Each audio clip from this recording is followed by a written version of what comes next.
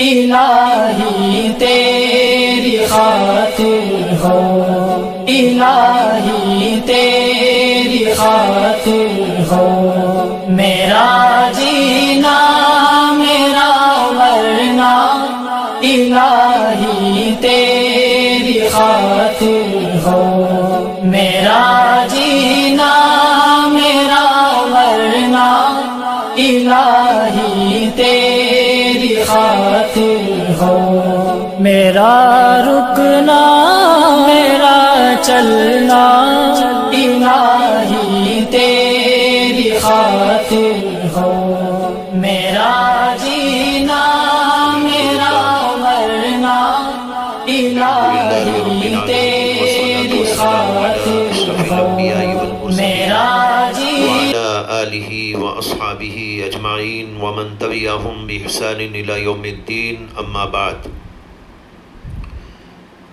حضرات گرامی قدر، کل میں نے آپ کے سامنے عرض کیا تھا کہ یہ رمضان مبارک کا مہینہ ہمدردی کا، غمخواری کا مہینہ ہے۔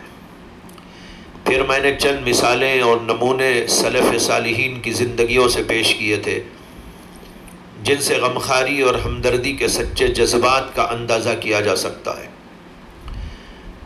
آج بھی میں چند اور اس سلسلے کے نمونے پیش کرنا چاہتا ہوں، کیونکہ بعض حضرات نے مجھ سے اس بات کی خواہش کا اظہار کیا کہ اس سلسلے میں کچھ اور واقعات اور نمونے بھی پیش کیے جائیں تو بہت اچھا اور بہتر ہوگا، تاکہ ہمارے اندر بھی لوگوں کے ساتھ ایسا ہی سچا ہمدردی و غمخواری کا جذبہ پیدا ہو جائے، کیونکہ سلف کی زندگی ہمارے لیے ایک اسوے اور نمونے کا کام کرتی ہے۔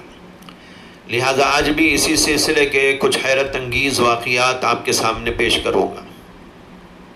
حضرات، اسلامی تاریخ کا سب سے اہم اور مقدم واقعہ جو لوگوں کے ساتھ ہمدردی و غمخواری کا حیرت انگیز نمونہ پیش کرتا ہے وہ ہے کہ جب مکۃ المکرمہ سے وہاں کے رہنے والے صحابہ رضوان اللہ تعالی علیہ مجمعین محض اللہ کی خاطر ہجرت کر کے اپنے گھر بار کو چھوڑ کر، اپنے ملک کو چھوڑ کر، اپنے وطن کو چھوڑ کر مدینہ طیبہ چلے گئے تو وہاں نہ ان کا کوئی مکان تھا، نہ دکان، نہ ساتھ میں کوئی قابل ذکر مال تھا، سامان تھا، نہ کوئی پونجی، مگر مدینے کے رہنے والے انصاری صحابہ نے ان مکے سے آنے والے مہاجرین کی ایسی عجیب و غریب خدمت کی جس کا کوئی جواب دنیا میں نہیں ہے۔ یہاں تک کہ اس سے متاثر ہو کر حضرات صحابہ یعنی مہاجرین نے خود ان کی تعریف کی۔ ترمذی کے ایک حدیث میں آتا ہے کہ جب اللہ کے نبی علیہ السلام مدینہ تشریف لائے، اور یہ آپ جانتے ہیں کہ اللہ کے نبی علیہ السلام سے پہلے صحابہ آ گئے تھے، اخیر میں اللہ کے نبی علیہ السلام اور حضرت ابوبکر صدیق ہجرت کر کے آئے تھے۔ تو جب آپ ہجرت کر کے آئے، مدینہ تشریف لائے، تو مہاجر صحابہ نے آپ کی خدمت میں حاضر ہو کر عرض کیا کہ یا رسول اللہ، ہم جن لوگوں میں آ کر ٹھہرے ہیں یعنی یہ انصاری صحابہ، ہم نے کثرت مال کے باوجود ان سے زیادہ خرچ کرنے والے اور قلت مال کے باوجود ان سے زیادہ ہمدردی کرنے والے کبھی نہیں دیکھے تھے۔ ان لوگوں نے ہمیں محنت اور مزدوری سے بچایا اور اپنے عیش اور آرام میں ہم کو شریک کر لیا۔ اسی موقع کے حیرت انگیز واقعات میں یہ واقعہ ملتا ہے جو مسند احمد میں اور مسند حمیدی وغیرہ کتابوں میں، حدیث کی کتابوں میں موجود ہے کہ ایک مالدار انصاری صحابی جن کا نام تھا حضرت سعد بن الربیع رضی اللہ تعالی عنہ، رسول اکرم صلی اللہ علیہ وسلم نے ان کے اور حضرت عبد الرحمن بن عوف رضی اللہ تعالی عنہ کے درمیان بھائی چارگی قائم کی تھی، اور یہ فرمایا تھا کہ تم دونوں بھائی ہو، اور حضرت سعد سے کہا کہ تم ان کو اپنے ساتھ لے جاؤ اور اپنے گھر میں رکھو اور کھلاؤ اور پلاؤ۔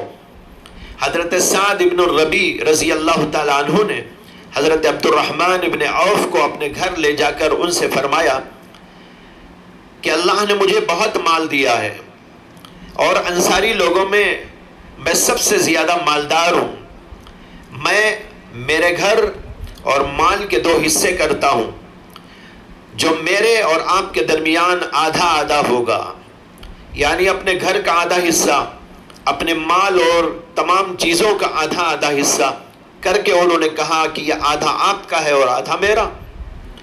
اور پھر ان سے ایک عجیب بات انہوں نے کہی کہ انہوں نے کہا کہ میری 2 بیویاں ہیں، ان میں سے جو آپ کو پسند ہو اس کو دیکھ لو اور اشارہ کر دو، میں اس کو طلاق دے دوں گا، بعد میں تم مجھ سے شادی کر لینا۔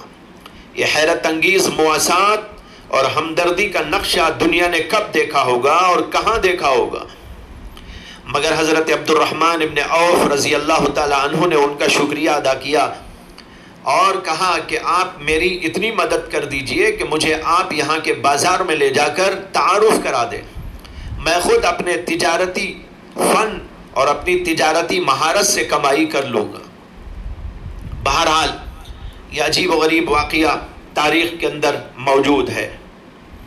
لیجئے ایک اور حیرت انگیز مثال ہمدردی و غمخاری کی سنیے کہ ایک مرتبہ حضرت عبداللہ ابن عباس رضی اللہ تعالی عنہ جب بصرے کے گورنر تھے، اس دور میں ان کے پاس شہر بصرہ کے چند علماء آئے اور آ کر انہوں نے کہا کہ ہمارے پڑوس میں ایک صاحب رہتے ہیں جو بڑے عابد ہیں، بڑے زاہد ہیں، بڑے صوام ہیں، بڑے قوام ہیں، یعنی دن بھر روزہ رکھتے ہیں، رات بھر کھڑے ہو کر عبادت کرتے ہیں۔ وہ ایسے آدمی ہیں کہ ہم میں سے ہر شخص کو اس بات کی خواہش ہوتی ہے کہ ہم ان جیسے ہو جائیں۔ پھر انہوں نے کہا کہ اس شخص نے اپنی لڑکی کا نکاح اپنے ایک غریب بھتیجے سے کر دیا تھا، لیکن غربت کی وجہ سے وہ اس قابل نہیں ہے کہ اپنی بیٹی کی رخصتی کا انتظام کر سکے، لہٰذا آپ اس سلسلے میں کوئی بات کریں، کوئی مدد کریں۔ یہ سن کر حضرت عبداللہ ابن عباس رضی اللہ تعالی عنہ ان علماء کرام کو لے کر اپنے گھر گئے اور ایک صندوق کھول کر اس میں سے درہموں کی 6 تھیلیاں نکالی اور فرمایا کہ آپ لوگ یہ درہم لے جاؤ اور ان کو دے دو تاکہ وہ اپنی بچی کی رخصتی کا انتظام کر سکے۔ جب یہ علماء ان کے گھر سے نکلنے لگے درہم لے کر، تو ابن عباس رضی اللہ تعالیٰ عنہ ان سے کہنے لگے کہ ٹھہرو ٹھہرو، میں بھی تمہارے ساتھ چلتا ہوں، یہ کوئی انصاف کی بات نہیں کہ ہم یہ مال دے کر اور دنیاوی کام میں ان کو مشغول کر کے ان کی عبادت میں خلل ڈال دیں، لہذا میں بھی آپ کے ساتھ چلتا ہوں تاکہ ہم سب ان کی بیٹی کی رخصتی میں ان کی مدد کریں۔ اور کہاں دنیا اتنی قابل قدر نہیں کہ مومن کی عبادت میں اس سے خلل ڈالا جائے، اور ہم اتنے بڑے نہیں کہ اولیاء اللہ کی خدمت نہ کریں۔ اللہ اکبر! کیا حیرت انگیز ہمدردی ہے، کیا بے نظیر غمخاری۔ ایک اور حیرت انگیز مثال لیجئے کہ حدیث اور تفسیر کی کتابوں میں یہ واقعہ لکھا ہے کہ ایک شخص اللہ کے نبی علیہ السلام کی خدمت میں آئے مہمان ہو کر، اور انہوں نے آ کر عرض کیا کہ یا رسول اللہ، میں سخت فاقے سے ہوں اور بھوکا ہوں۔ اللہ کے نبی علیہ السلام نے اپنی عورتوں سے معلوم کیا کہ کوئی چیز مہمان کے لیے کھانے پینے کی موجود ہے۔ تمام گھروں سے جواب آیا کہ کوئی چیز موجود نہیں ہے۔ اللہ کے نبی علیہ السلام نے لوگوں میں اعلان کیا، یعنی صحابہ میں جو بیٹھے ہوئے تھے، کہ ہمارے مہمان کی آج رات مہمان نوازی کون کرے گا؟ تو حضرت ابو طلحہ رضی اللہ تعالیٰ عنہ کھڑے ہوئے اور انہوں نے کہا کہ میں ان مہمان کی مہمان نوازی کروں گا۔ پھر ان کو اپنے گھر لے گئے اور اپنی بیوی سے کہا کہ مہمان رسول کی خاطرداری میں کوئی کسر نہ چھوڑنا۔ ان کی بیوی نے کہا کہ آج ہمارے گھر سوائے بچوں کے کھانے کی کوئی چیز موجود نہیں۔ حضرت ابو طلحہ نے کہا کہ بچوں کو بہلا پھسلا کر سلا دو، اور ہم بھی آج اللہ کے نبی کے مہمان کی خاطر بھوکے رہ جائیں گے، اور جو کھانا بچوں کا موجود ہے اس کو لے آؤ اور جب ہم مہمان کو لے کر دسترخوان پر کھانے کے لیے بیٹھیں تو کسی بہانے سے تم چراغ کو بجھا دینا تاکہ مہمان سمجھے کہ ہم بھی ان کے ساتھ کھانا کھا رہے ہیں، کھانے میں شریک ہیں۔ چنانچہ ان کی بیوی نے ایسے ہی کیا۔ حضرت ابو طلحہ مہمان کے ساتھ بیٹھ کر منہ سے اس طرح آواز کر رہے تھے جس سے مہمان نے سمجھا کہ وہ بھی ساتھ ساتھ کھانا کھا رہے، اور ابو طلحہ کھانا مہمان کے سامنے رکھتے جاتے تھے اور مہمان کھاتے جاتے تھے۔ اس طرح سارا کھانا مہمان کو کھلا دیا اور خود وہ اور ان کے بچے سب بھوکے رہ گئے۔ جب صبح ہوئی اور اللہ کے رسول علیہ السلام کی خدمت میں گئے تو آپ نے فرمایا کہ فلاں مرد اور فلاں عورت سے اللہ نے تعجب کیا اور ان کے بارے میں یہ آیت نازل فرمائی۔ پھر اس کے بعد آپ نے یہ آیت کریمہ ان کو سنائی، وَيُؤْثِرُونَ عَلَىٰ أَنفُسِهِمْ وَلَوْ كَانَ بِهِمْ خَصَاصَةٌ۔ یہ حضرات وہ ہیں کہ اپنے اوپر دوسروں کو ترجیح دیتے ہیں اگرچہ خود ان کو تنگی ہوتی ہے۔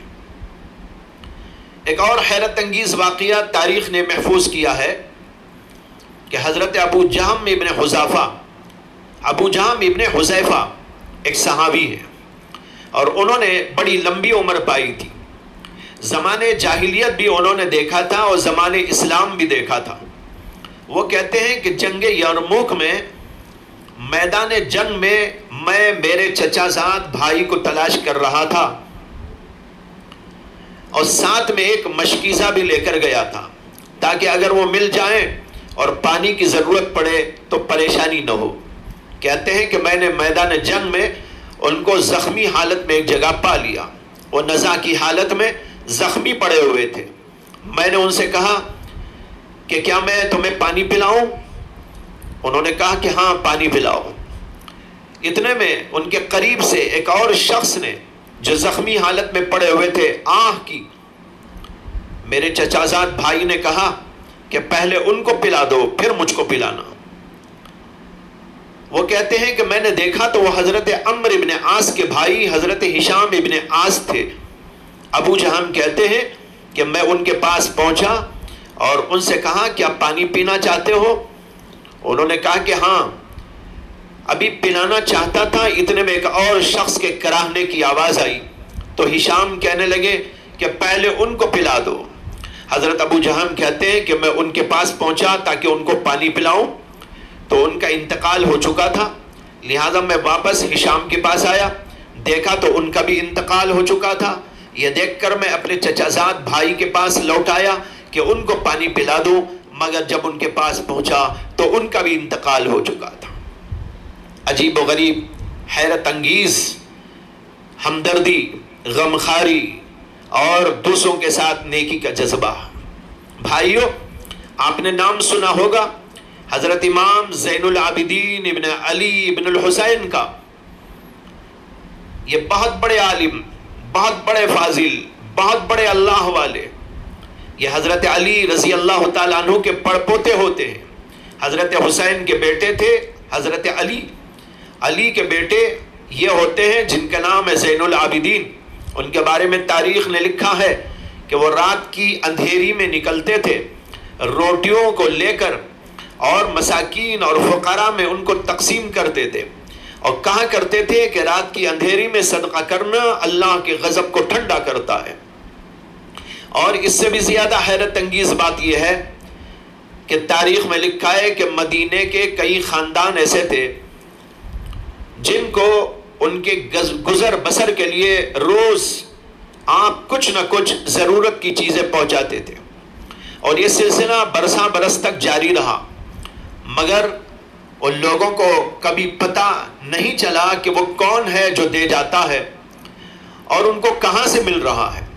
یہاں تک کہ جب حضرت زین العابدین رحمت اللہ علیہ کا انتقال ہوا اور لوگوں کو ان کا معاش ملنا بند ہو گیا، ضرورت کی چیزیں ملنی بند ہو گئی، تب لوگوں کو معلوم ہوا کہ جو کچھ ملتا تھا وہ دراصل آپ کے یہاں سے ملتا تھے۔ مزید تاریخ کہتی ہے کہ جب ان کا وصال ہوا تو ان کی پیٹھ پر کچھ نشان نظر آیا۔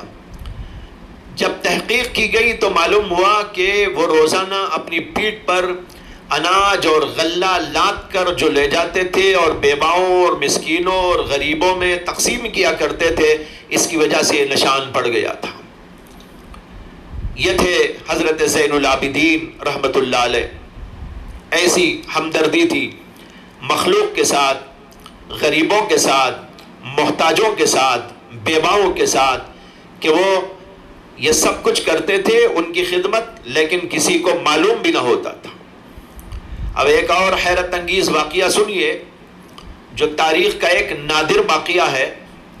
ہم سب یہ تو جانتے ہیں کہ لوگوں کو اپنے مال میں سے دے دینا اور ان کی ضرورت کا خیال رکھنا یہ ہمدردی و غمخواری کا طریقہ ہے، اور خود بھوکے پیاسے رہ کر مخلوق کو نوازنا یہ اس سے بھی اوپر درجے کی ہمدردی و غمخواری ہے۔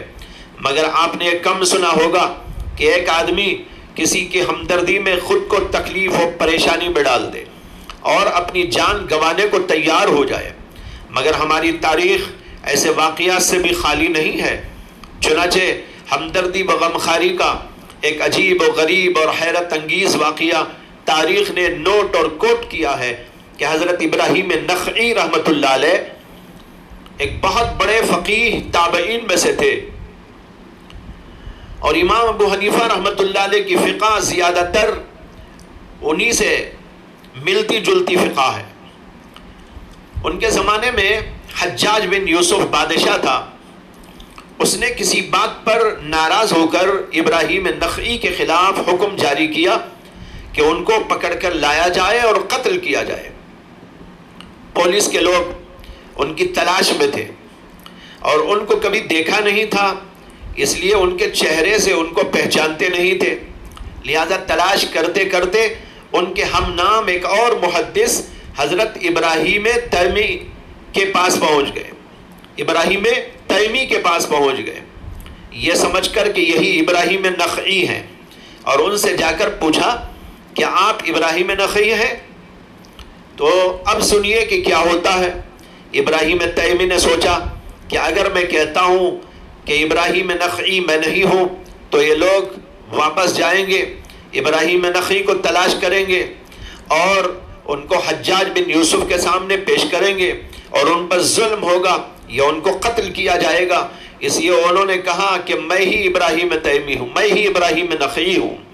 یہ اس لیے کہا کہ لوگ مجھے ہی ابراہیم نخعی سمجھ کر پکڑ لیں اور ابراہیم نخعی کو کوئی تکلیف نہ پہنچے، لہذا پولیس والوں نے انہی کو ابراہیم نخعی سمجھ کر پکڑ لیا اور حجاج بن یوسف کے حکم پر ان کو قید خانے میں ڈالا گیا، جہاں نہ کوئی سایہ تھا، نہ سردی اور دھوپ سے بچنے کا کوئی سامان تھا، اور دو دو آدمیوں کو ملا کر ایک بیڑی سے باندھ کے رکھا گیا تھا۔ ان ساری تکلیفوں کو برداشت کرتے رہے یہاں تک کہ اسی میں ان کا انتقال بھی ہو گیا۔ صرف ابراہیم نخعی کو دکھ اور درد اور پریشانی سے بچانے کے لیے یہ ساری تکلیفیں وہ برداشت کرتے رہے، اور اخیر وہیں پر ان کا انتقال ہو جاتا ہے۔ جب ان کا انتقال ہوا تو حجاج بن یوسف کے خواب کے اندر رسول اکرم صلی اللہ علیہ وسلم تشریف لائے اور فرمایا کہ آج ایک بہت ہی عظیم ہستی کا انتقال ہوا ہے تمہارے گاؤں، تمہارے شہر میں۔ یہ سننے اور خواب دیکھنے کے بعد حجاج بن یوسف اٹھا اور لوگوں سے دریافت کرنے لگا کہ آج کس کا انتقال ہوا۔ معلوم ہوا کہ ابراہیم تیمی کا انتقال ہوا ہے، لیکن اس کے باوجود اس کے اندر کوئی تبدیلی نہیں آئی۔ اللہ تبارک و تعالیٰ سے دعا کرتا ہوں کہ اللہ تبارک و تعالیٰ ہمیں ان بزرگوں کے نقش قدم پر چلتے رہنے کی توفیق عطا فرمائے۔ یہ چند حیرت انگیز نمونے غمخواری اور ہمدردی کے پیش کیا ہیں، جن سے ہمارے جذبات میں بھی انشاءاللہ ایک تلاطم پیدا ہوگا، اور ہم بھی اللہ کی مخلوق کے ساتھ ہمدردی و غمخواری کا برتاؤ اچھے سے اچھے کرتے رہنے کی کوشش کرتے رہیں گے۔ وآخر دعوانا ان الحمد للہ رب العالمین۔